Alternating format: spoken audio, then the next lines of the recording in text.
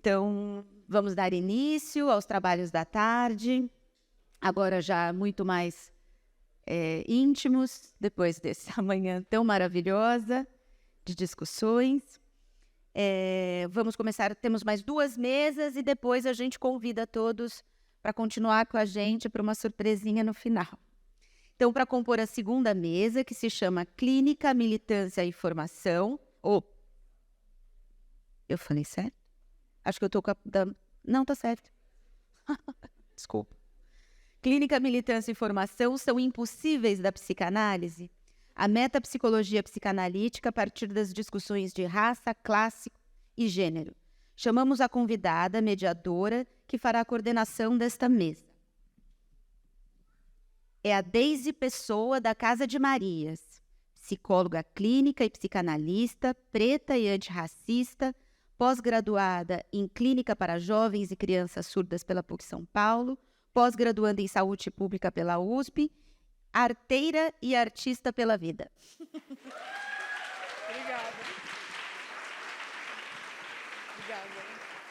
Obrigada. Olá, gente. Boa tarde. Muito obrigada. Alimentados, né? Forradinhos. Dá aquele sono, né? Eu tava bocejando ali ainda há pouco. Mas espero que a gente esteja nutrido física e mentalmente para essa próxima discussão também, que para mim nos coloca numa outra encruzilhada, né? Outros nós desse nosso fazer e desfazer psicanálise, que são as questões da formação e militância, né? Gostaria de abrir, então, essa mesa com muita alegria também. Gratidão a Tite pela oportunidade, a Casa de Marias. E vamos trazer nossas convidadas maravilhosas, que serão Maria Ribeiro. Olha, pode ir, depois eu falo o resto.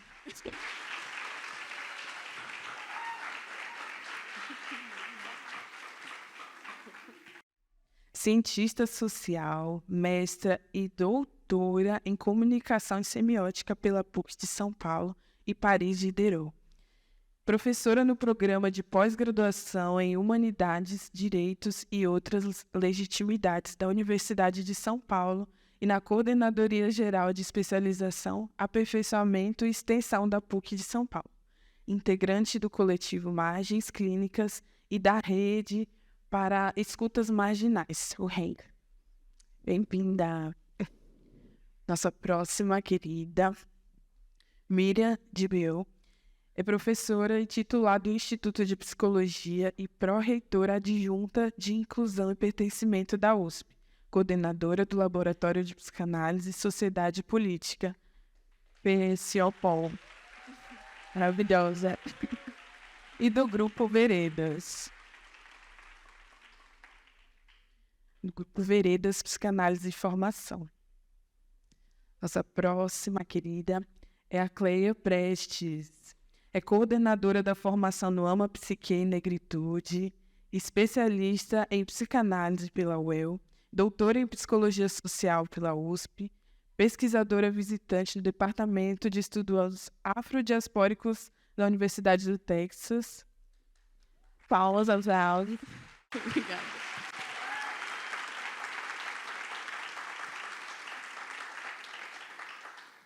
Uma honra poder recebê-las aqui, estar com vocês aqui para a gente debater e aprendermos também. Passo a palavra para Maria Ribeiro, então, iniciando a nossa mesa. Alô? Me ouvem? Sim, agora sim. Muito obrigada, Deise. Eu vou ler o texto que nós preparamos para hoje, também porque eu sofro de disparo sintagmático e depois porque território clínico, meu território clínico e político é a escuta, e porque esse é um texto escrito por mim e pelo Bruno Toledo, que também faz parte da coordenação da Rede para Escutas Marginais, e esse texto sistematiza as contribuições de um bocado de gente. E ele foi intitulado Interpretar o Real, a escuta como anteparo para uma educação revolucionária. Quero começar celebrando entre nós e no dia de hoje, 15 de abril, que é também o Dia da Conservação do Solo, Dia Mundial da Arte, Dia do Desarmamento Infantil e Dia da Pessoa Dentista. O nosso argumento ao longo dos próximos minutos talvez possa mobilizar as ideias de solo, de arte e de desarmamento infantil, com sorte, oferecendo à pessoa dentista um sorriso de saúde bucal bastante satisfatória. Nós, da Rede para Escutas Marginais, a REM, somos um plano de atividades formativas orientadas pela psicanálise como escuta radical, aliada a um conjunto de proposições críticas que se organizam ao redor de palavras-chave, tais quais teoria queer, pensamento negro brasileiro, pensamento latino-americano, pensamento ameríndio, política pública, luta de classes, violência de Estado, feminismos, que por sua vez considerarão os feminismos o sequestro de bebês por parte dos conselhos tutelares e a judicialização da categoria sociogenética mãe. Também mantemos em perspectiva a tradição escravocrata que lê como demoníacas e alucinatórias as metafísicas das populações oprimidas, a punição reprodutiva, o binômio assassinato trans e consumo pornográfico trans por uma maioria masculina, isso no Brasil, o etarismo que lê a criança como alguém de conduta a ser tutorada, feito um arbusto e tudo mais. A redução de danos, o antiproibicionismo, o antissexismo, a violência obstétrica, a realidade do campo em relação à da cidade, a universidade pública e sua performance progressista, a diferença cultural como uma ultrapassagem possível da diferença racial, territorial, natal, genital, criminal e demais modos de aprisionamento categorial. Tudo dito configura um mínimo denominador comum, desde o qual, na REM, fabulamos mundos possíveis por meio da escuta como imaginação política. A escuta como imaginação política para a imediata suspensão de ações individuais em estado de repetição secular que reforçam a tradução do laço social em algema sociohistórica. As pessoas e indivíduos da REM são trabalhadoras do SUS, do SUAS, lideranças do território, agentes comunitárias, pessoas estudantes recém-formadas e demais pessoas para quem a supervidência diante das iniquidades não pode mais ser suportada, tolerada, elaborada. Pelo menos não individualmente. E a institucionalização, que é finalmente a palavra-chave que nomeia a pandemia ecológica dos nossos tempos, e assim desde quando a pura possibilidade foi ordenada, classificada e hierarquizada, até que a vida tornada legítima se parecesse com um deserto branco, cisgênero, masculino, familista, militar, proprietário, poliglota e tal. Organizar, classificar e hierarquizar são as funções primeiras e últimas de uma instituição. Significa dizer que as instituições tomam nas mãos a pura possibilidade e a fatiam em disciplinas, em raças, em neurotipias, em compleição física desejável, em gêneros, em programas televisivos, em salários e em demais classificações que têm por objetivo a hierarquização para a sujeição. O de cima sobe e o de baixo desce. A institucionalização existe desde quando a concomitância foi reposicionada no mercado como uma linha do tempo que parte da barbárie, eis a sua nomenclatura classificatória, barbárie, e a barbaridade é sobretudo aquilo que a caneta identifica como bárbaro, portanto, partindo da barbaridade em direção ao progresso, que é como o jardim do Éden, mas com livre arbítrio para a exploração e o assassínio da biodiversidade humana e não humana. A institucionalização existe desde quando toda gente colorida e transcolorida foi abortada da lógica ocidental, configurando-se imediatamente como agente criminoso cuja pena foi nascer do lado de fora do cânone. Classificar e encarcerar, classificar e internar, classificar e punir. Antes que o novo coronavírus nos trancasse o planeta inteiro em casa, um vírus dermatológico, epidérmico, melânico, escuro, um vírus racial negro assombrou a clarividência branca. O assombro não se deu pela dimensão mágica, tal qual a ideia de assombração nos empresta como sentido. O assombro é redondo, é metálico, tintila, sai de circulação, vira item de coleção, é arremessado na fonte porque dá sorte, é arremessado no prato de alumínio da pessoa mendicante porque espia a nossa culpa diante da fome, da loucura, da chacina, da escola enlutada, do adolescente menino que, emudecido pela norma, reivindica o seu lugar de mártir por meio da faca e do revólver. A moeda haverá de comprar o segurança armado, o muramento aumentado, a uniformização das pessoas funcionárias circulantes, as câmeras de segurança, o detector de certos metais em detrimento de outros, e nenhuma escuta deve ser antecipada pela financeirização e pela superioridade moral forçosamente arbitrária. O assombro é uma moeda. O assombro são muitas moedas, trilhões de moedas, moedas que compram Ferraris, uma fábrica, uma ilha, oxigênio, trânsito aéreo em caso de emergência ou lazer, o habeas corpus comprado à vista. Pensamos como pensamos porque estamos cientes de que a razão fundada pelo penso logo existo, o cogito cartesiano, atribui identidade aos corpos classificados como não pensantes. Atribui identidade ao outro por força de um pensamento unívoco e autoatribuído. Pensamos ao lado de Castiel Vitorino brasileiro, no seu livro Quando o Sol Aqui Não Mais Brilhar, A Falência da Negritude, que tais povos de alfândega são, abre aspas, delirantes e forjados por uma lógica civilizatória fadada à dissimulação taxonômica e às mentiras contadas sobre as comunidades bióticas, fecha aspas. E a identidade atribuída aos corpos dos outros marca a ferro a epiderme, garantindo ao sujeito um nascimento invisível, uma vida invisível, uma morte invisível, um luto invisível e um parque in memoriam que é a vala de Perus.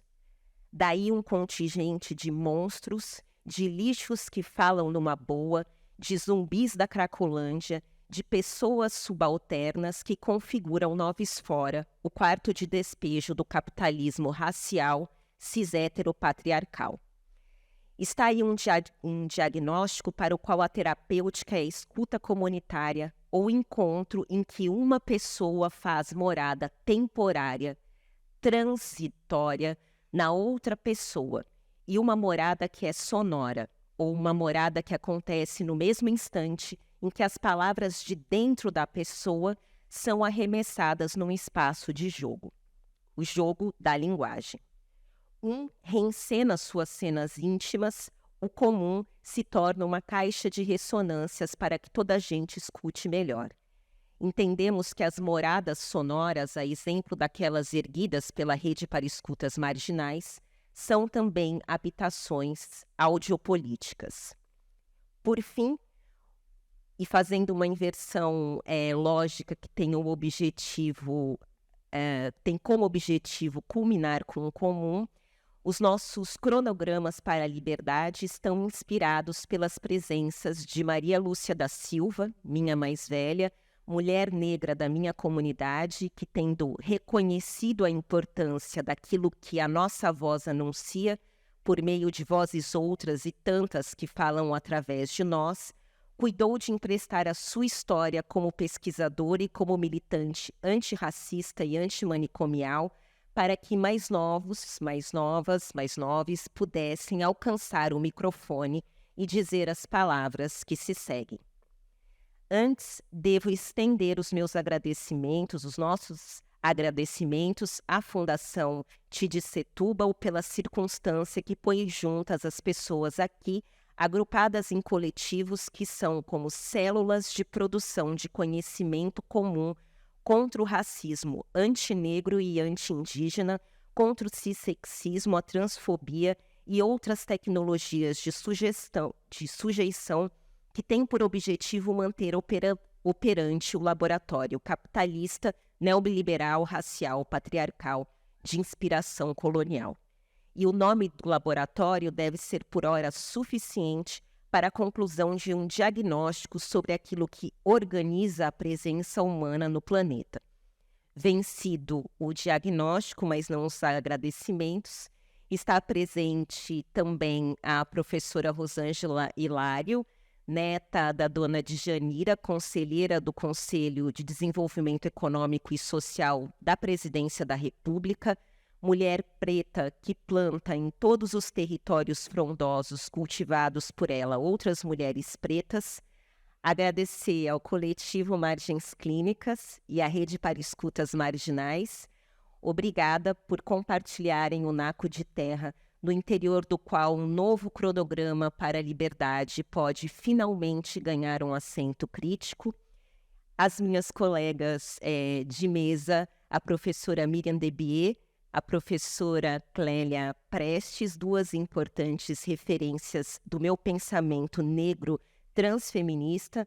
A presença miscigenada de ambas ensina a minha presença negra no mundo. Por fim, e não menos importante, ao cientista social como eu, Bruno Toledo, nascido no interior de São Paulo, único coordenador homem branco da Rede para Escutas Marginais, a REM, e coautor do presente texto. Obrigada, Deise, também pela condução e pela mediação. E, por fim, gostaríamos de concluir com uma passagem do psicanalista Luiz Alfredo Garcia Rosa. Obrigada aos meus companheiros de coletivo que me indicaram a leitura. Quando nós pesquisávamos, então, a coisa da metapsicologia. E Garcia Rosa falava sobre a obra Interpretação dos Sonhos, quando escreveu o seguinte, abre aspas, o sonho tem um sentido, e esse sentido é correlativo do trabalho de interpretação. Ou seja, sonho e interpretação partilham um sentido correlativo. Parece, então, que a coisa pode ser sobre encontrar algum método para a realização de um sonho comum que não ignore a interpretação como ponto de passagem.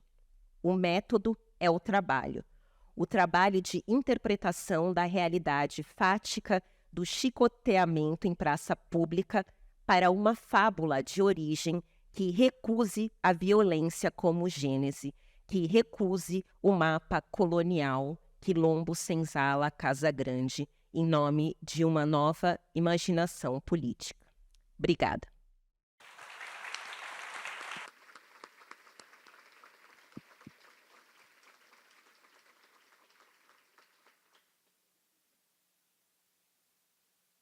Obrigada, Maria. Gente, nesse momento, antes de passar a palavra para a Miriam, queria que vocês pudessem já ir pensando em pontuações, perguntas, para a gente fazer aquele bloco também de perguntas ao final das falas, tá bem? Obrigada. Miriam, por favor. Boa tarde a todos e todas. Agradeço muitíssimo o convite. É uma honra estar aqui, ladeada por duas pessoas incríveis, por você, Deise. Agradeço muito a Fundação TIDE e toda a equipe que propiciou esse encontro entre pessoas que trabalham numa certa vertente e que puderam, nesse período todo, trocar as suas concepções, as suas ideias, os seus medos, né? Então, é mais esse momento, né, traz aqui um momento especial nesse sentido de coroar, né, esse trabalho de 2 anos. Coroar aqui, né, então eu vou falar em nome aqui tanto do Laboratório Psicanálise e Sociedade Política como do do grupo Veredas, Imigração e Psicanálise, que se vê diante desse título impossível desta fala, que, né, que a gente estava comentando ali, que é Clínica, Formação, Militância, a partir são impossíveis da psicanálise, a metapsicologia psicanalítica a partir das discussões de raça, classe e gênero. Então, dentro desse impossível, né, a gente pode ver como poder, eu acho que a proposta talvez seja essa, pensada na mesa, como poder articular esses termos, né, que conversam com a ética freudiana do impossível de governar, o impossível de analisar, o impossível de educar. Impossível que diz respeito a uma ética no sentido de que é possível, sim, analisar, educar e governar, mas com um limite, né? Com um espaço para que algo seja transgredido dentro dessas dimensões. E é porque a gente não foi muito bem educado e formado, né, pelos que nos antecederam, que a gente pode reinventar a psicanálise, reinventar modos de laço social, reinventar, se recolocar frente à história. Então, nesse sentido, esses três termos se articulam para nos lembrar aí dessa dimensão ética que deve nos marcar, né, e, ao mesmo tempo, dessa responsabilidade em criar e fazer com a nossa presença e com a presença dos novos problemas, inovar dentro do campo que estamos, né? Então, nesse sentido, a gente pode rever pactos, recolocar a dimensão da história, desinstituir o instituído, né, para inventar novos modos de se relacionar. Eu pensei em articular, na verdade, eu pensei em muitas coisas, né, a partir desse título, mas em articular essas três dimensões a partir da construção do caso clínico-político, né? E nesse sentido, a gente pode pensar que todo caso clínico é político, mas eu acho que a psicanálise, na sua história, esqueceu disso, né? Ou seja, deixou de fora o político, deixou de fora a militância, né, como algo antinômico, ou clínica ou militância, ou social ou clínico. E acho que, né, todos aqui trabalham nessa dimensão de reinstaurar a importância da política na clínica, sem o qual a gente se arrisca enfim, perder de foco o que é propriamente uma escuta, como tão bem apresentou aqui Maria, né? Pretendendo que para ser escutado o outro precisa se sujeitar a ter um modo de dizer, a ter um modo de se comportar, a ter um modo de se subjetivar, né? Então, e não ao contrário, né? E não de que o psicanalista é que tem que se fazer presente no território do outro para que esse dizer possa nos chegar, né?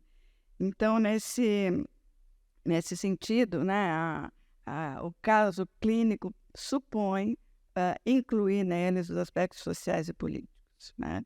Pensando aqui que o campo, né, sociopolítico está permeado também por uma certa fantasia ideológica, como vai dizer o Zizek, né, em que procura mascarar a inconsistência e os antagonismos constitutivos de uma sociedade viva e pulsante, tentando impor uma concepção de uma sociedade fixada em uma identidade sociossimbólica e ameaçada por indivíduos estranhos, estrangeiros, que precisam ser cooptados, calados, excluídos, escravizados, para que se mantenham as regras sociais anteriores, né? Esses grupos a serem calados não são aleatórios, né? Eles são reduzidos, em geral, a um único traço, né? Seja o pobre, o preto, o bandido, o homossexual, o louco, fixado ali a partir de um marcador social.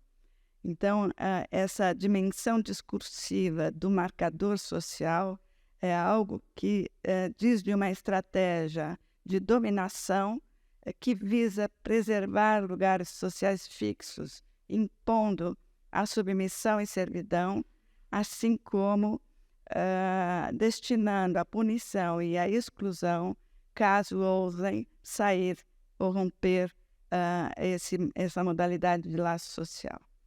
Então, essa identidade social impingida, né, será um modo de obscurecer o campo simbólico e alienar o sujeito, né, limitando o seu campo de resistência, né, invertendo aqui a resistência à psicanálise, resistência a esses modos políticos de pensar a sociedade. Por isso, a importância de incluir o território na clínica e mesmo de desmistificar uma clínica do mundo interno, né, de um sujeito abstrato, de um sujeito sem cor, sem classe, sem gênero. Tá? Então, nesse sentido, é preciso levar em conta esses marcadores para que, efetivamente, a clínica e a escuta possam operar. Né? Nesse sentido, também há uma segunda direção aqui que eu pensei em trabalhar hoje, né? Mas que não vai dar tempo, mas eu conto para vocês, né?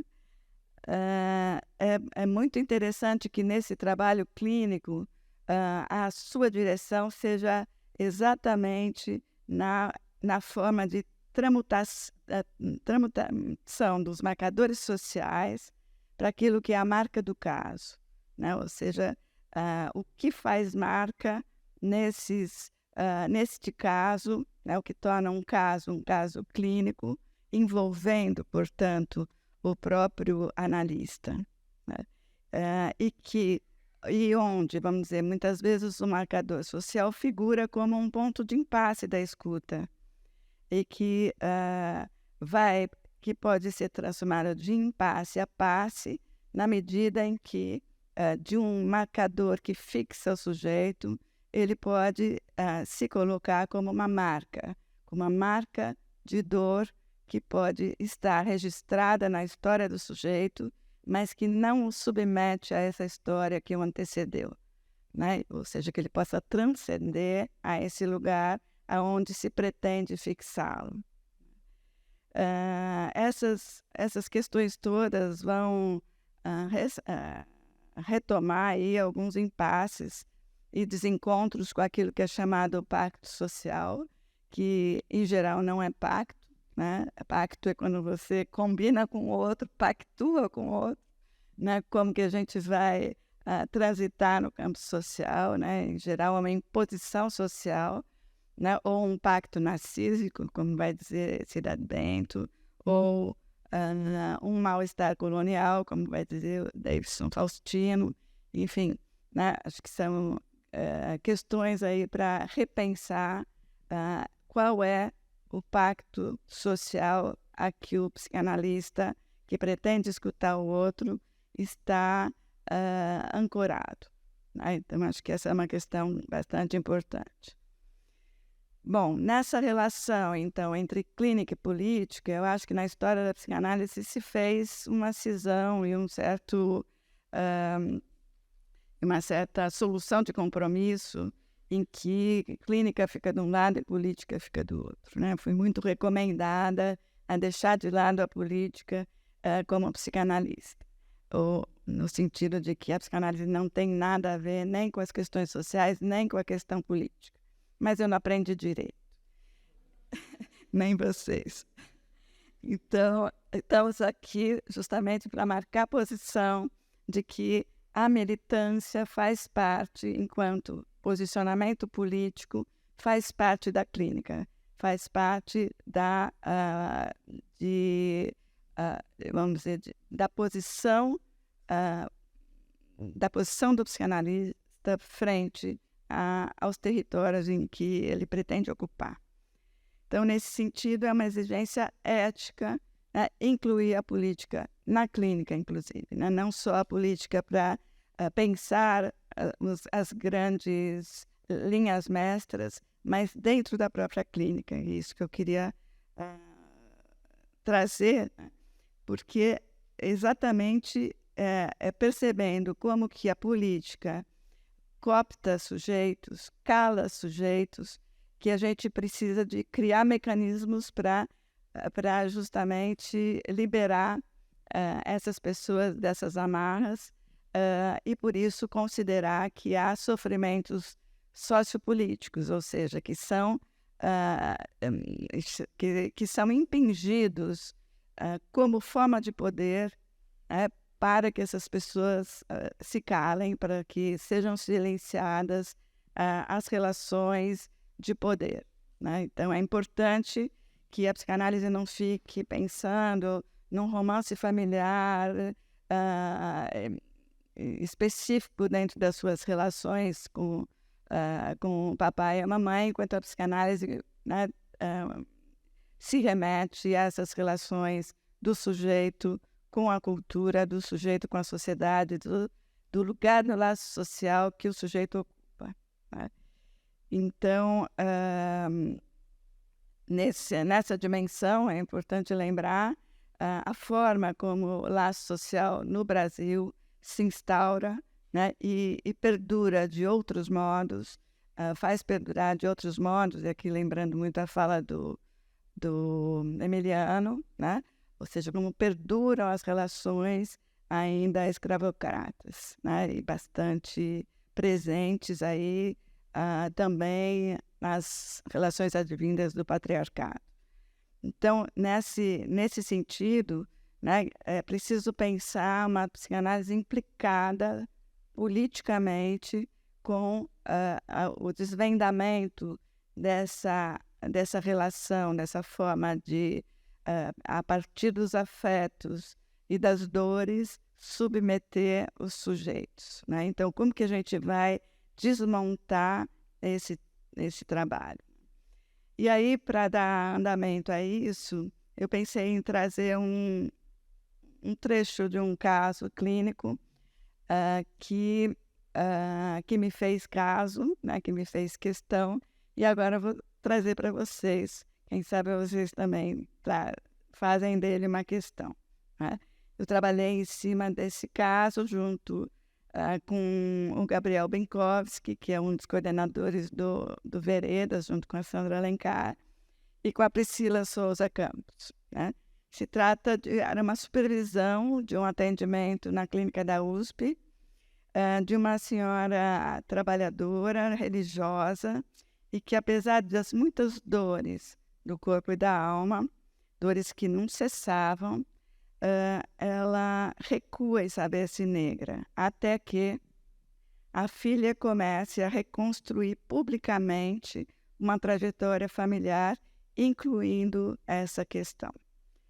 Então, eu queria com isso dizer que a reconstrução de um lugar social se opera não apenas no plano intrapsíquico, mas ela precisa de operar no discurso e no público. Vou contar um pouquinho o caso, né? Inicialmente, Maria, como eu chamava, vinda do imigrante do interior do Nordeste, relata orgulhosa como ela superou toda a situação de miséria e abusos sexuais e físicos a que foi submetida. Ela conquistou um cargo de educadora social, onde tem a função de detectar e resgatar meninas em situação de risco, especialmente de abusos. No entanto, apesar, né, desse lugar de defensora da lei e atenta aos abusos, e um trabalho reconhecido pela comunidade, ela não consegue se livrar de dores no corpo, que não consegue simbolizar, apesar dos vários tratamentos, inclusive tratamentos psicanalíticos, né? Há um luto, né? Um luto de um lugar social que não foi processado. Esse tema do impedimento do luto foi bastante trabalhado também na tese da Sandra Alencar, né? Bom, o que fez marca para esse caso é quando, apesar do orgulho de Maria de ter 2 filhos estudando na USP, uma delas, a sua filha, começa a se envolver com estudante de letras, se envolver, segundo ela, com grupos que a levaram para uma outra religião, que não era evangélica, para religiões de matriz africana, e começou a estudar a história dos negros. Ela fica extremamente colérica, assustada, e começa a atualizar no seu discurso alguns signos historicamente atribuídos à mulher negra, suspeitando dos movimentos da filha, atribuindo a ela ou loucura, ou supondo uma promiscuidade, ou que ela estaria sendo sujeita a abusos. Maria se angustia com os movimentos emancipatórios da filha, especialmente a condição da sua escolha religiosa e o destaque à sua condição de negritude. O momento de virada nesse impasse acontece quando a filha convida a família para uma exposição de um trabalho que ela ia apresentar num lugar público em São Paulo, e onde ela ia falar, ancorada ali na universidade, sobre as relações raciais e históricas que envolviam a sua família. Todo o relato que a gente tem é a partir da própria Maria, onde ela assiste, primeiro, bastante desconfiada e reticente, mas que a partir das reações das irmãs dela, dos sobrinhos, e das emoções que isso vai provocando, ela começa a poder escutar o que a filha está dizendo, numa transmissão às avessas, né? Da nova geração para a geração anterior. Então, nesse sentido, ela começa a poder, a partir da trajetória da filha, né? E de uma fala pública, começa a poder redimensionar sua própria história, né? E recontar, incluindo a sua origem e a sua condição de uma mulher negra, as possibilidades e os acontecimentos que atravessaram a sua vida. Desse modo, rompendo com uma certa negação do racismo que ela insistia em manter. E também, vamos dizer, não somente se responsabilizando pela sua trajetória, mas também responsabilizando algo que estava além das possibilidades dela de cuidar. Então, enfim, esse caso, né, que agora eu lanço aqui para vocês e que a gente escreveu junto, me fez pensar da função pública como necessária a certos atravessamentos da clínica. Ou seja, ninguém se renomeia sozinho.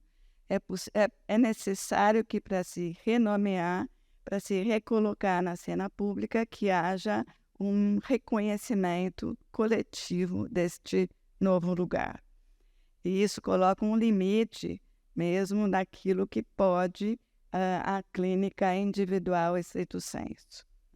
Porque é algo de coletivo a ser tramitado no luto de um lugar social que fez história, que faz história no país, né?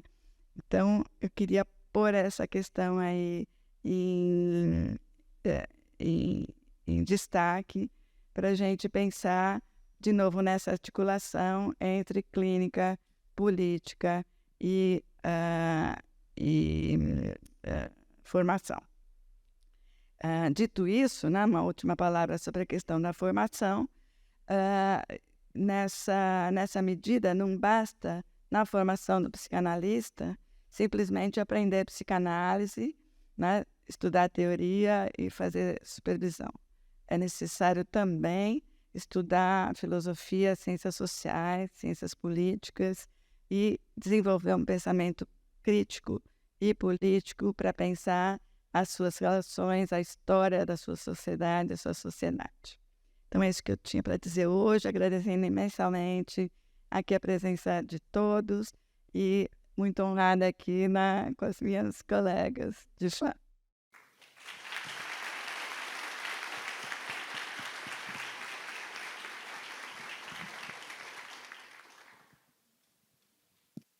Clélia, por favor. Pontualíssimas, vocês arrasaram.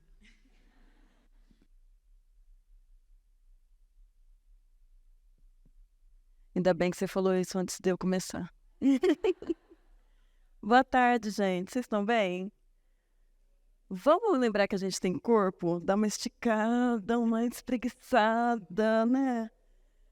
Isso, estica, acorda. Porque senão, né, o sangue tá indo todo pro estômago agora. É uma concorrência desleal a gente falar depois do almoço, depois do brigadeiro. Então, obrigada. Acordaram, né? Que agora é tudo tão denso, né, nesse tema. E, nossa, eu estava aqui fazendo altas viagens, né? Também obrigada pelos mergulhos. Obrigada. Quem me conhece sabe que geralmente eu preparo a fala para jogar fora. Então, eu vou mais ou menos por aí hoje. Que eu gosto bastante de falar a partir do que me toca, né? De como foram me tocando as falas, os encontros. Primeiro, eu quero agradecer, um pouco de protocolo eu mantenho. Eu quero agradecer o convite, quero agradecer a Fundação Tid Setúbal pelo encontro, né, com colegas tão valiosos e a gente pôde trocar muito. Agradecer a cada uma das organizações, agradecer ao pessoal que está cuidando do som, da limpeza, a Deise, a Fernanda. Quero agradecer a Lúcia, que falou antes de todos nós, não só antes aqui no palco. A Lúcia falou antes de qualquer uma de nós.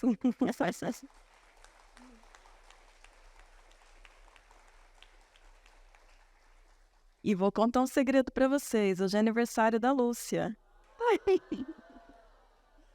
Sim, mas eu já soube, eu cheguei depois, eu soube que ela recebeu um presente lindo, que foi o acolhimento que vocês, a festa que vocês fizeram com a presença dela, né? Então, fico feliz. Então, eu quero agradecer também a Lúcia, né? E o que eu vou falar hoje, para tentar responder essa pergunta capciosa, né? Do nome dessa mesa, mas vamos lá, a gente se dispõe para dizer, inclusive, gente, olha só, clínica, militância, formação. Primeiro separado, a gente já está fazendo todo o esforço de no AMA juntar as coisas, e aí que a gente vai tentar falar separado, só que não. São impossíveis da psicanálise? Vou começar tentando a responder ou deixar mais perguntas. Talvez sim, talvez esse seja um dos problemas, né? Porque se é impossível, a psicanálise precisa se rever. Porque não tem separação. Nunca teve. A psicanálise não começa a discutir racismo. A psicanálise não começa a ser política. A psicanálise não começa a ser militante. Sempre foi politizado, localizado, sempre teve um discurso, sempre teve um posicionamento. Vocês lembram que o Freud foi perseguido e as obras dele queimadas em praça pública por ser judeu? Já tem um racismo aí, já tem uma questão aí. Depois disso ele conhece o Jung, eles ficam 13 horas ininterruptas conversando. E o Jung vai ser o primeiro presidente da Sociedade Internacional de Psicanálise. Deixa eu olhar que horas são. Justamente por ele ser protestante, filho de protestantes, foi interessante para ser menos perseguido. Então, o tempo todo, né, a gente tem uma psicologia também militante, politizada. A psicologia é mais ou menos como esse auditório, maioria de mulheres, ou como esse palco, onde a gente não tem nenhuma corrente teórica de mulher. A gente tem grandes mulheres, mas todas as correntes teóricas têm homens. É o homem quem diz o que é normal, o que é estruturado, o que é família, o que é saudável. Homens heterossexuais de meia idade, de classe socioeconômica média alta, da Europa, do norte global, cis. Então, o que é normal tem a ver... Se eu for dizer para vocês o que é o sotaque normal é porta. Tá? Não interessa, eu estou com a caneta na mão, eu vou dizer o que é normal. Então, quando dizem o que é normal na nossa ciência, é a partir do espelho. E o espelho não me mostra. Isso já é ser politizado. O universal, o neutro, que só existe no detergente, é um termo que foram usando para encobrir o quanto é localizada essa ciência, essa prática. E há muito tempo a gente está dizendo, psicanálise é impossível não vincular clínica, militância, né, toda a discussão política. Então, a militância tem informado a psicanálise, tem formado, né, tem feito todo esse processo. Quem me conhece sabe também que eu adoro contar do Juliano Moreira, porque eu fiquei encantada com o brilhantismo desse homem, que lá em 1800, no final do século XIX, aos 13 anos, ele perde a mãe e entra na faculdade de medicina com 13 anos. E aí não daria, eu teria que ficar aqui muitas horas para falar tudo que ele fez. Tem um artigo em que eu falo dele e de outras figuras, chama Não Sou Eu do Campo Psi? Porque a gente não se vê, né? Não sou eu do campo psi. Aliás, o campo psi deveria ser mais ou menos como esse palco, né? Ou como esse trio aqui, pelo menos. 2 negras e uma branca. Ou 3 mulheres, né? Mas não é isso que acontece. E essa amostra já não é um posicionamento? Já não é uma militância em favor de si mesmos? A questão é que a gente vai denunciando isso, né? E querendo que isso pelo menos seja dito. Até porque a psicanálise nos ensinou a nomear, nos ensinou a trazer, né, para a luz. Aí tem a segunda parte do título, porque realmente é desafiador. A metapsicologia psicanalítica a partir das discussões de raça, classe e gênero. Eu vou mais ou menos por aí. E aí a gente organizou aqui, combinou de ir falando, e uma das coisas que eu quero falar é que futuro estamos construindo. Para poder falar de futuro, eu preciso falar de passado. A Grada Quilomba tem uma frase maravilhosa que é: nosso passado nos assombra porque foi enterrado indevidamente. O que significa isso? Significa que eu vou trazer também um estudo de caso, eu não tinha preparado, mas eu vou. Que é algo para a gente pensar junto. Eu gostei dessa forma de dizer. Eu vou trazer um caso para ver se para vocês também faz questão. Aprendi a forma de colocar. Quero que seja uma questão para todos nós. É a certidão de batismo do meu bisavô. Eu já decorei de tanto que eu já li, já falei dela, né? Aos 14 de fevereiro de 1896, batizei e pus os olhos em Josué. Quem assina, já conto o restante, quem assina é a Cúria Metropolitana de Sorocaba. Cúria é aquele setor da Igreja Católica que é tipo um cartório da Igreja Católica.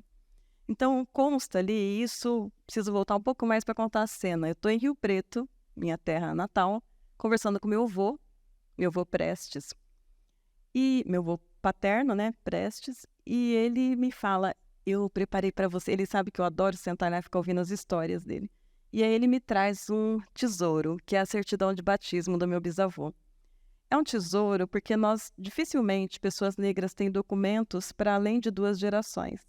É um dos motivos que a gente não pede segunda... Como que é aquele trem? Segunda nacionalidade, né? Então, a gente não pede porque a gente não consegue chegar. O Rui Barbosa queimou os arquivos. Já é uma parte do estudo de caso. Qual é a condição de saúde psíquica de uma nação que queimou parte da sua história? Parte da maioria da população. Qual é a possibilidade de renomear uma nação que simplesmente não tem como voltar mais do que 2 gerações? E a gente sabe a importância em psicanálise de voltar, de recontar, de ressignificar, de renomear. Qual é a importância de uma nação que nomeia ou que impõe, né, como foi bem dito, que impõe religiosidade, corporeidades, teorizações. Mas voltando, e aí meu avô me entrega 2 documentos. Um era essa certidão de batismo e o outro é uma cópia plastificada do túmulo da família em Sorocaba. E aí ele vai me contando essa história, né? E me entrega esses documentos, eu guardo com muito carinho. Mas voltando à certidão. Aos 14 de fevereiro de 1896, batizei e pus os olhos a Josué. E eu já parei nesse momento na certidão e pensei, Josué não é um nome africano. Será que era esse mesmo nome do meu bisavô ou esse foi o nome de batismo? Continua. Filho de Gabriela. Não tem sobrenome, assim como não tem no Josué. Josué, filho de Gabriela, escrava de Dona Gertrudes Prestes. E aí, o caso é, de onde veio esse sobrenome com o qual eu me apresento a vocês e que eu passo para o meu filho? É o sobrenome da família que escravizou a minha família. Essa certidão, e continua. Como testemunhas, tem um casal, eu não decorei o nome deles, mas tem lá nome e sobrenome. Mas Gertrudes Prestes Gomes tem nome e sobrenome. Eu ainda quero chegar na parte da história para entender por que é que o Prestes veio para minha família e não o Gomes, que é o último. Não sei ainda. Inclusive, talvez tenha alguma explicação que tenha relação com a minha cor menos escura. Não sei, né? Tem muitas hipóteses dessa história que a gente dificilmente chega completamente a ela. Quem é que tem sobrenome, né? Quem são as pessoas numa experiência clínica? Se eu conto isso, para além de olhar a minha dificuldade de retorno, de nomeação, o meu sobrenome, quem me ouve? Os ancestrais da pessoa que me ouve estão em que lugar nessa cena? Como eu encontro dessas duas pessoas agora, na clínica, hoje, ou na teoria, ou no encontro como esse? Qual é a possibilidade da gente ter encontros genuínos se a gente não puder olhar nos olhos e dizer que a gente vem dessa história?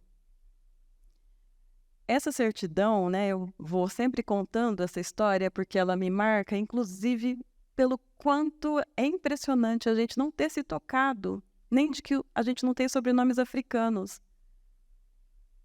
É impressionante o serviço bem feito do racismo no Brasil, né? É impressionante que a gente não fale dessas coisas numa ciência, num campo que se dispõe a discutir história, sentido, narrativa, nomeações, e que a gente nem fala na graduação em psicologia sobre como é um país em que a maioria das pessoas tem um sobrenome que não é delas.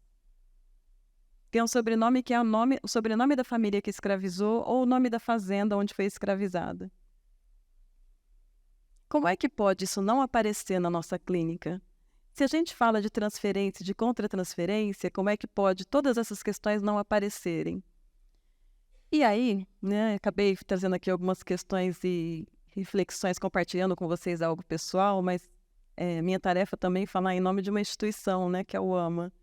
E nessa instituição, lembrei da Lúcia, porque eu acho que a Lúcia, e a partir da Lúcia, nós do AMA, nós da Casa de Marias, nós, né, do Margens Clínicas, nós de tantas dessas organizações, Roda Terapêutica das Pretas, Perifanálise, a gente continua tentando responder essas perguntas e tentando que essas perguntas afetem outras pessoas para que elas se envolvam também na busca por mais perguntas. Eu nem estou pedindo por respostas, mas pelo menos por mais perguntas.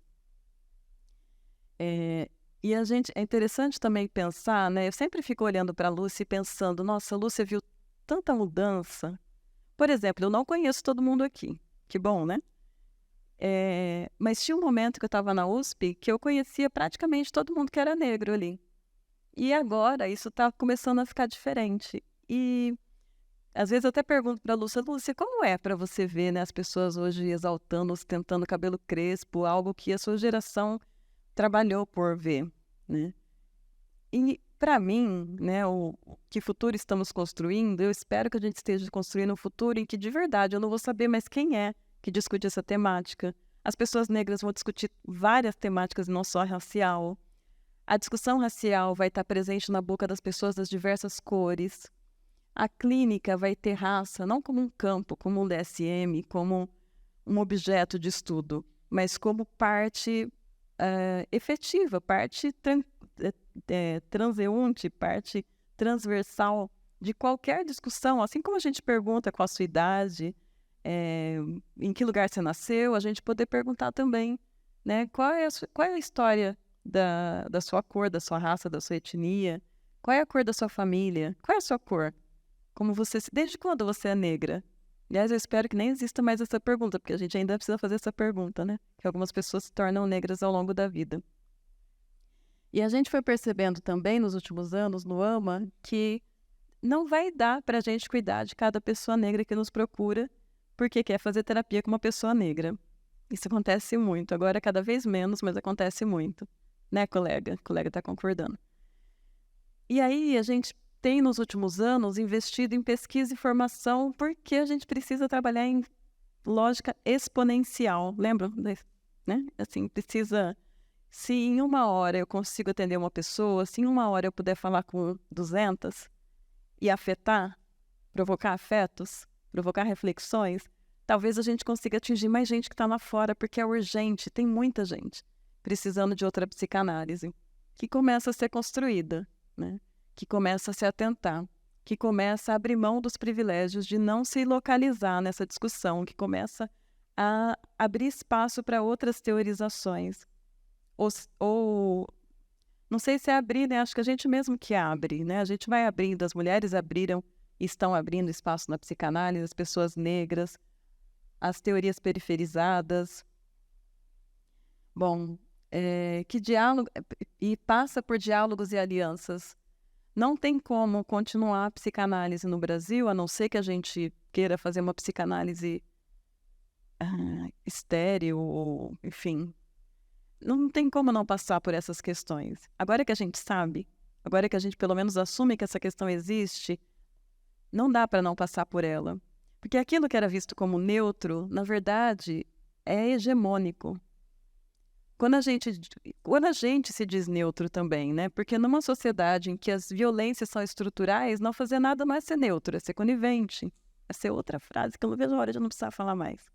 Eu não vejo a hora da gente, por exemplo, poder sumir as nossas organizações, porque vai ter todo mundo, essa discussão vai ser tão presente nos cursos de psicologia que não vai precisar de uma instituição para ficar pautando essa discussão.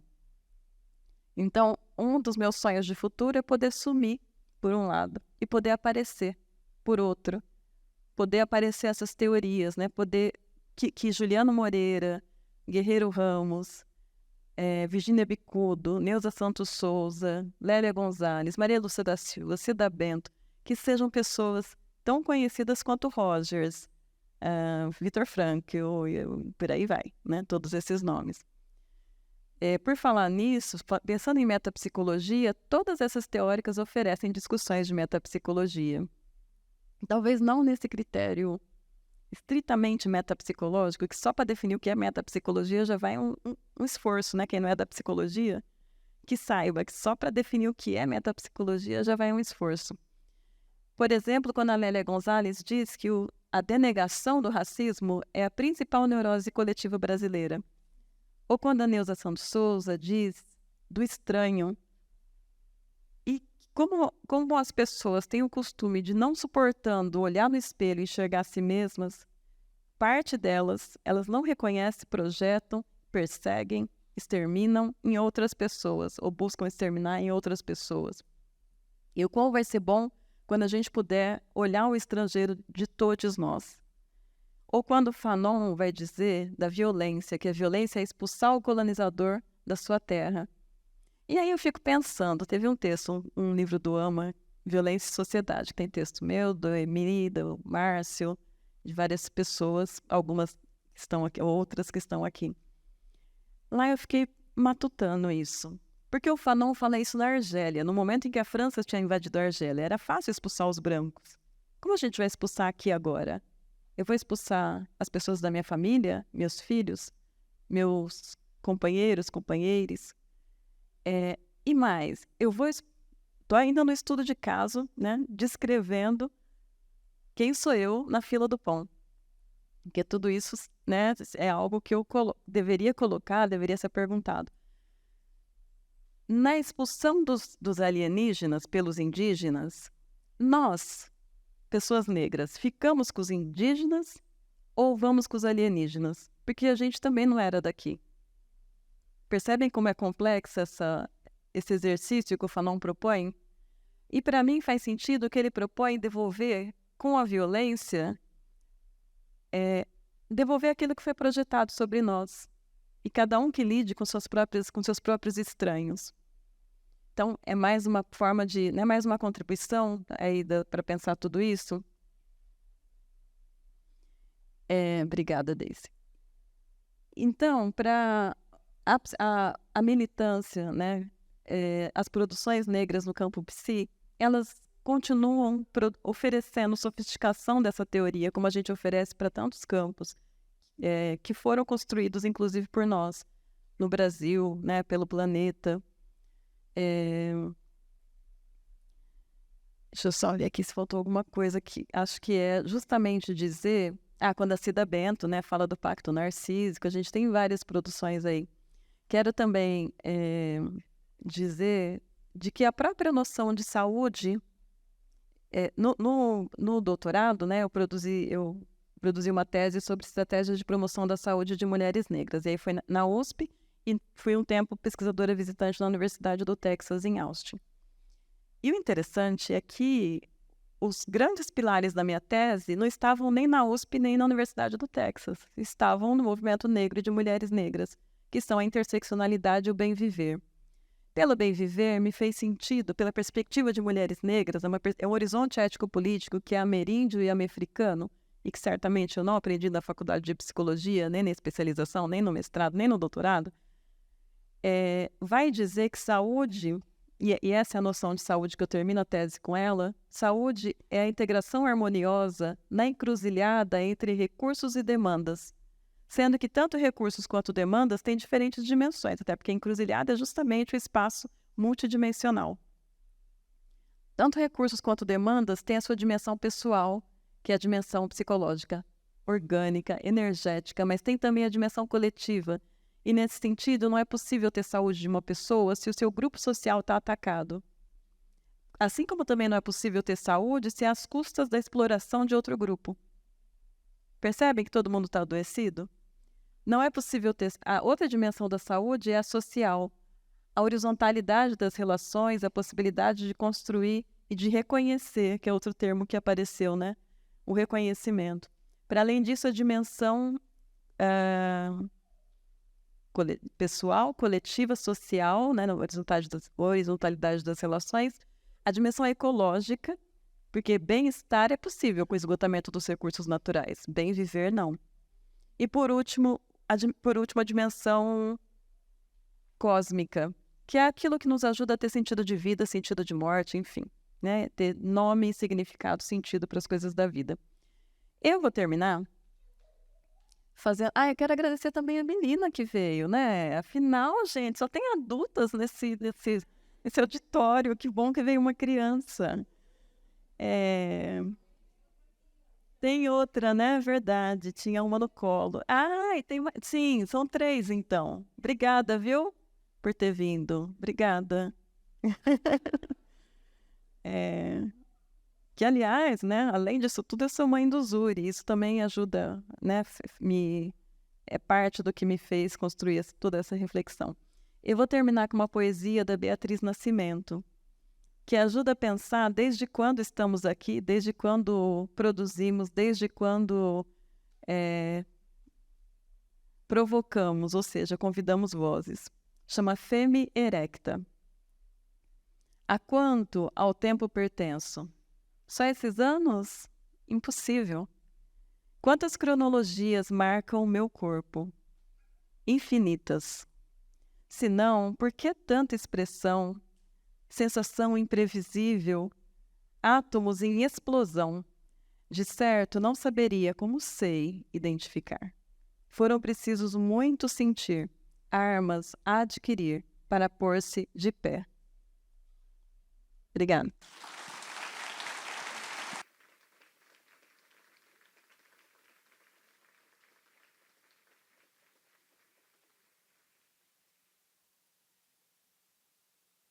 Respirando isso, estão tudo bem? São passadas, estou passar.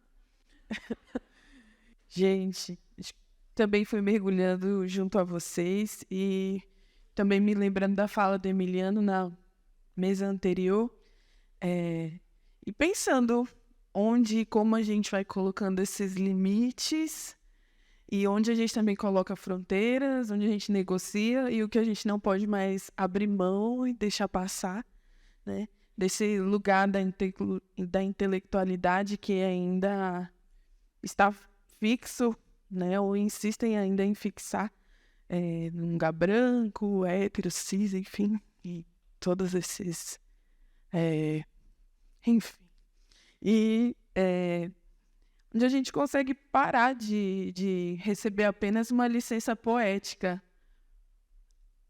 dessa intelectualidade para a gente brincar de psicanálise, brincar de humanidade, brincar de atender, brincar de ser atendido também.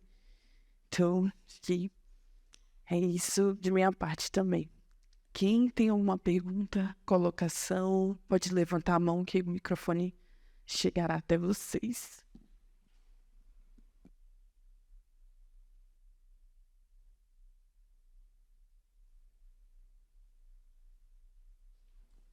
Paz. Oi. Oi? Ah, sim. Oi, sou Rafael. Depois que a Cléia falou, pai da Laís. Para saudar as crianças, né? Eu queria fazer uma pergunta, é mais uma convocação para a Associação Livre, em função aí do que a Miriam trouxe, uma fala inspiradora aí. Me ensinaram que clínica e militância deveriam estar separadas, eu não aprendi direito nem vocês, né? Fiquei muito feliz de ouvir isso, também pensando no que a Maria Lúcia falou, né, da passagem das gerações, Miriam, professora queridíssima. E isso me convocou também um pouco, a partir do que a Clélia falou. Queria perguntar para vocês o que vocês pensam sobre a inclusão de um quarto termo enquanto impossível da psicanálise, né? Temos a clínica, a militância e a formação. E se a gente poderia pensar que a universidade é uma espécie de quarto impossível. É muito interessante que a gente vai sempre falando e, inclusive, sendo apresentado a partir das nossas credenciais acadêmicas, né?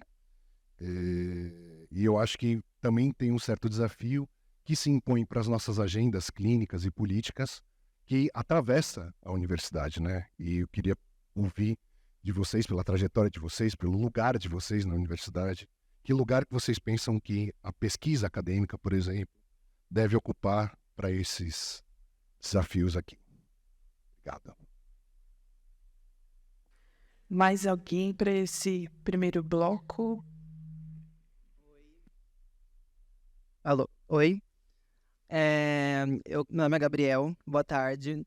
Eu quero dizer que estou muito feliz de estar aqui hoje, porque eu lembro da Vera Iaconelli falando que a psicanalista no Brasil é pessoa branca.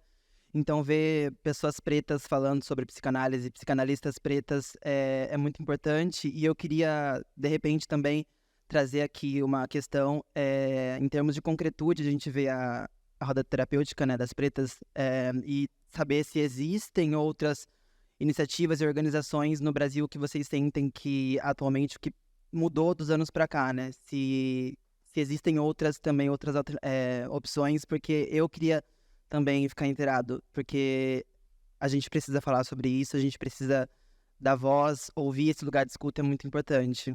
E é isso. Obrigada. Mais alguém nesse momento, agora ou depois?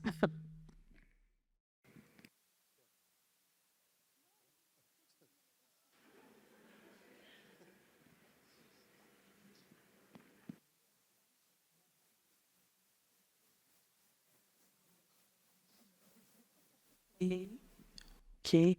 Então, passo a palavra para a mesa querida para deixar mais perguntas, né? Mais provocações.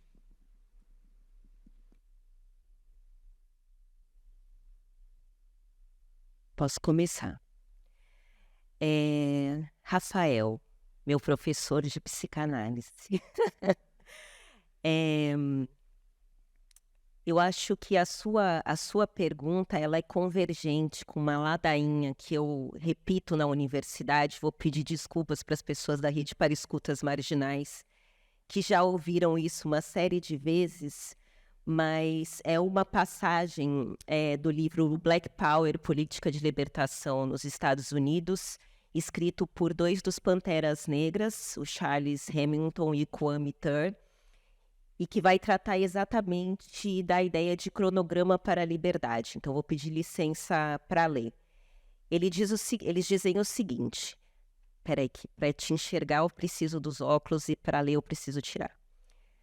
Não apresentamos neste livro fórmulas prontas para acabar com o racismo. Não oferecemos um modelo. Não podemos estabelecer nenhum cronograma para a liberdade.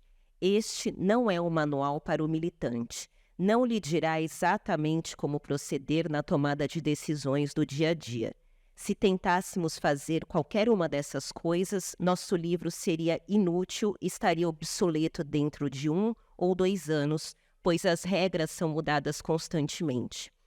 As comunidades negras estão usando diferentes meios, inclusive a rebelião armada, para alcançar os seus fins.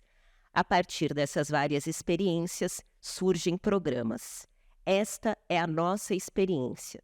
Os programas não saem da mente de 1 ou 2 pessoas como nós, mas do trabalho cotidiano, da interação entre os militantes e as comunidades nas quais trabalham.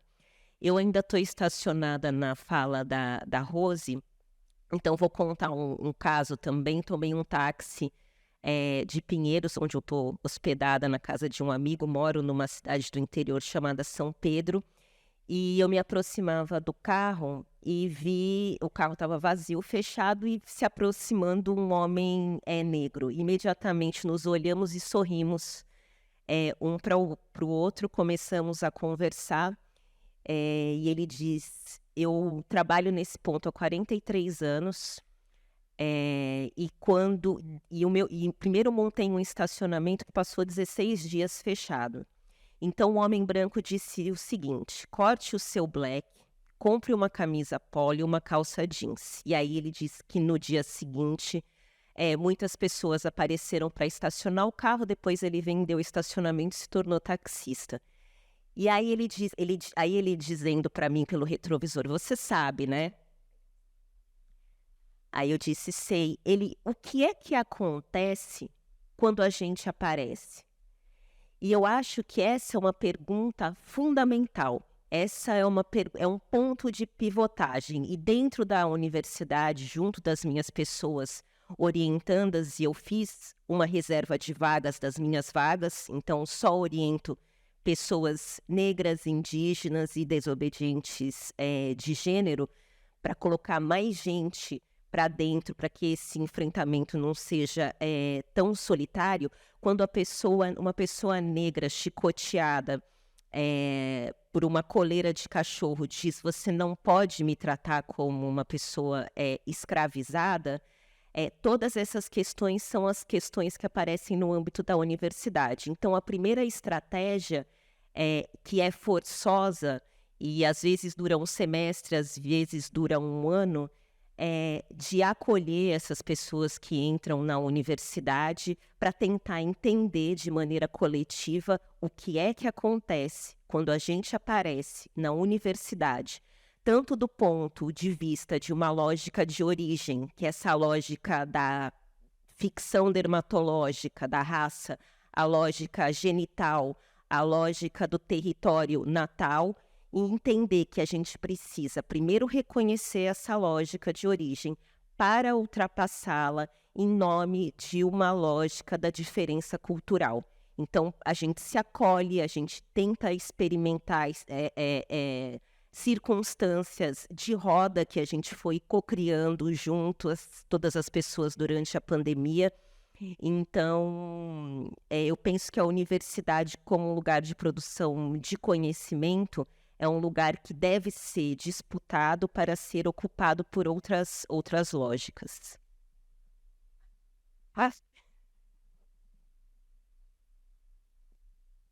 Concordo. Posso falar só isso? Concordo. Escreva anterior. Bom, eu venho de um tempo em que a psicanálise, quando ia para a universidade, não era mais considerada psicanálise, né? Então, o lugar da psicanálise eram as escolas de formação, né? E quem não era suficientemente autorizado pela escola de formação não era psicanalista, mesmo que fizesse supervisão, que estudasse e tal. Então, apesar de, vamos dizer, Lacan, inclusive, teve na universidade e muitos outros psicanalistas, mas não é, até hoje, não é considerado um lugar de formação, né? Eu acho que nos cabe, né, dizer que é um lugar de formação, de deformar essa ideia de que existe uma psicanálise pura que pode ser transmitida só em determinados lugares, né? Que não deixa de ser ali uma concorrência. Então, com muita alegria, né, eu vejo a psicanálise está, né, sendo formada em vários outros lugares, e aqui a gente viu uma série, né, temos uma lista aqui incompleta dos lugares que estão formando psicanalistas com as questões dos seus territórios, né? E, nesse sentido, eu acho importante também ocupar esse espaço da universidade e no sentido de trazer, a partir desses testemunhos, não só a psicanálise, mas as pessoas estarem em todas as áreas, né, trazendo aí as questões que cada área traz e podendo, enfim, tornar a universidade o que ela deveria ser, né, um lugar de encontro de diferentes saberes, né, para que se debata qual o lugar de cada um desses saberes, e não um lugar de um saber hegemônico, e que, ao adentrar na universidade, você precisa de abrir mão de quem se é para se tornar, né, o modelo que a universidade conforma.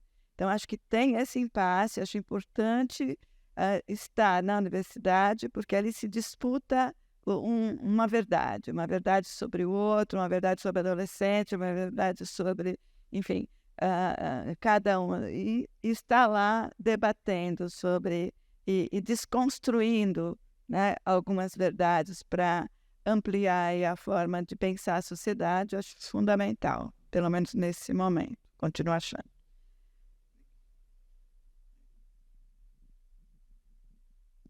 Eu vou começar pela segunda pergunta. Então, que bom que você não está se sentindo, né, tão isolado, vendo psicanalistas negras, negres. Além desses grupos que estão aqui, a gente tem as páginas dos grupos, a gente tem também a Articulação Nacional de Psicólogas Negras, Negros e Pesquisadores, a Ampsinep também está por aí, está por aqui, né? Tudo bem?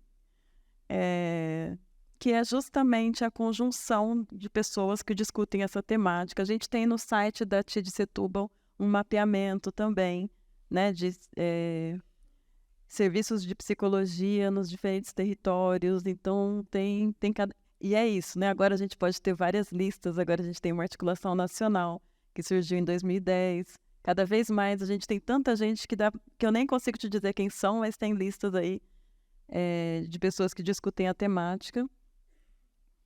E sobre a universidade, como um dos impossíveis da psicanálise, é interessante, né? Porque às vezes eu fico imaginando como deve ser difícil ser uma pessoa importante de um campo teórico.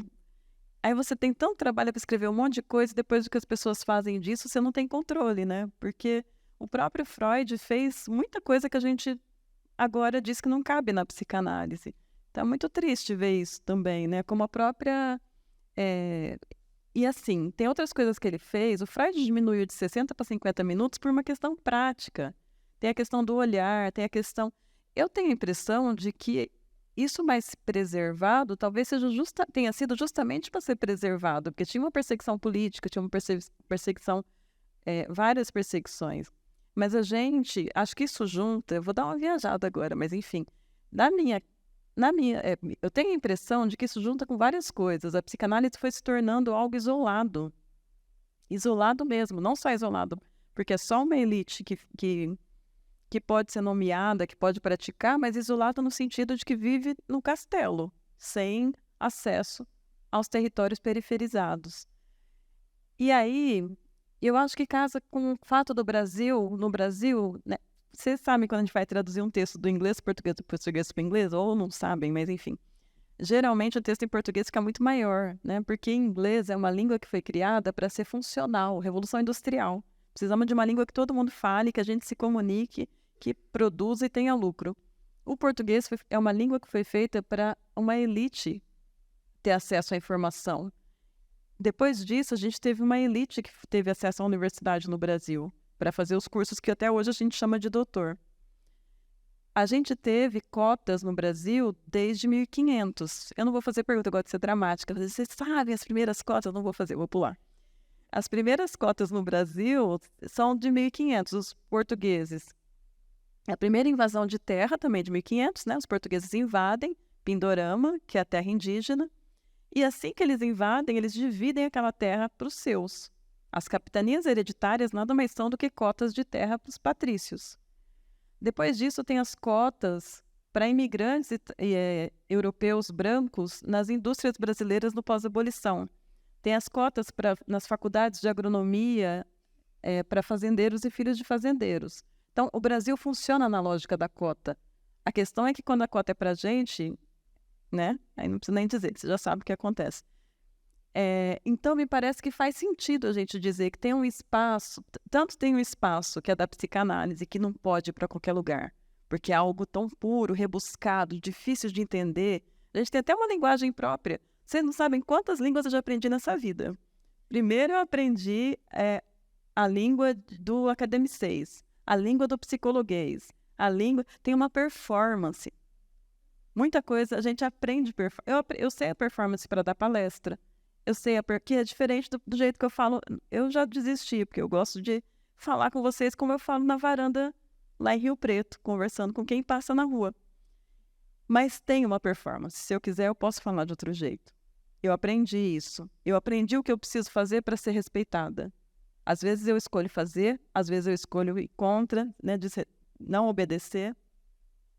E aí eu acho que faz sentido a psicanálise ser reservada, faz sentido com a nossa história, faz sentido com reserva de mercado, faz sentido com a gente poder, inclusive, cobrar muito por algo e ficar... A gente, entre aspas, porque tem muitas psicanalistas que já não fazem isso, mas é o estereótipo, é a imagem de uma certa psicanálise. Assim como a universidade também é a ilha da fantasia. Para quem é da minha geração, vai saber o que é a ilha da fantasia. A maioria de vocês não faz ideia do que é. Mas as pessoas, né, da década de 70 para trás, assistiram à Ilha da Fantasia. E aí a universidade é a Ilha da Fantasia. Se a gente for na rua de trás, o povo não sabe que isso aqui é público. O povo não sabe que pode estudar aqui. O povo não entra para jogar bola. Olha quanto espaço tem aqui para soltar pipa. Vocês viram alguma criança soltando pipa? Eu não vi nenhuma. Não tem espaço lá fora, mas ninguém entra aqui.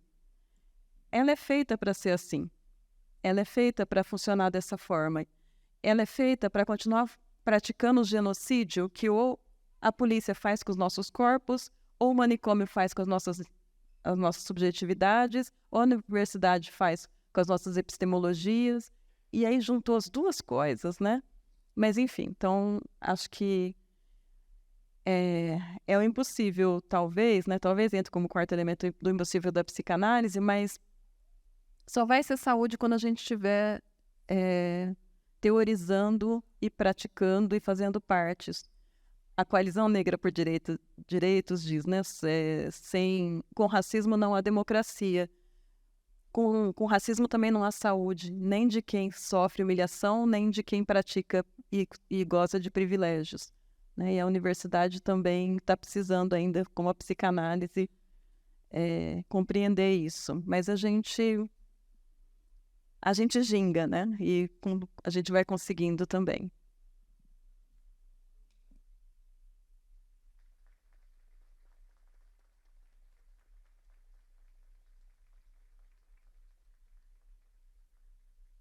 Só queria fazer uma observação, que agora a Clélia falou sobre performance. A pessoa que fez a segunda pergunta, eu não decorei o seu nome. Gabriel?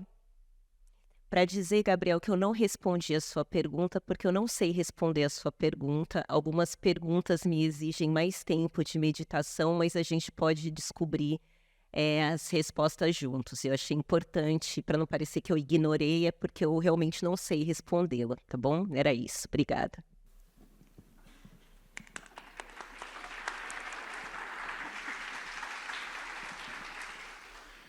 Queria agradecer a todas vocês aqui por nos balançarem, nos mexerem, nos agitarem nessa tarde. Agradecer a todos aqui que contribuíram, que também estão agitados por aí pela TID. E vou finalizando essa mesa também, acho que até continuando o que eu tinha falado antes, não sei o quanto eu me fiz clara ou escura, mas que nesse lugar desse capitalismo, dessa intelectualidade, dessa psicanálise, nos incomoda quando a gente aparece, quando a gente deixa de ser café com leite, que foi onde nos deixaram, né? Na brincadeira. Não, brinca aí, mas sem o controle plugado. E nós estamos aqui para nos articular e demarcar também o nosso lugar e do nosso jogo, como que ele vai funcionar. E cito também Maria Carolina de Jesus, quando um branco questiona ela sobre ela ser escritora, se fazer escritora, assim, do nada. E ela fala assim, na minha cabeça, parafraseando, tá? Na minha cabeça, escreve quem quer. E é isso aí, vamos, bola pra frente. Obrigada.